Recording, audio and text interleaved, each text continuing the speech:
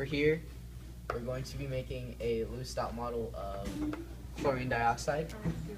And if we look at our periodic table, we see that in the two oxygens, there are 6 valence electrons, and this subscript here means that there are 2 oxygens, so we draw 2 oxygens, each with 6 valence electrons, so 1, 2, 3, 4, 5, 6.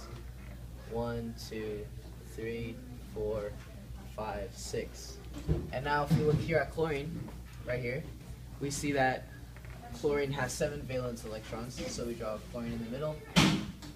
1, 2, 3, 4, 5, 6, 7. Okay, so the way this works is that we want each atom to form octets. So what happens here is that here, let me move this here. So what happens is that 1 electron from here, chlorine, gives to oxygen so that a bond can be formed. Same thing on this side. Chlorine gives an electron to oxygen, adding 1 here so that a bond can be formed here.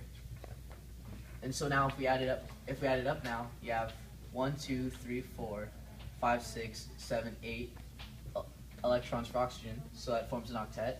Same thing here, 1, 2, 3, 4, 5, 6, 7, 8 for this oxygen, so that makes an octet.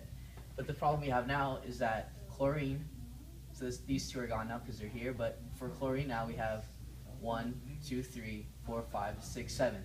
And it needs to have 8 for it to have an octet. So what we do is you grab an electron from an outside source and put it here. So now there's 8.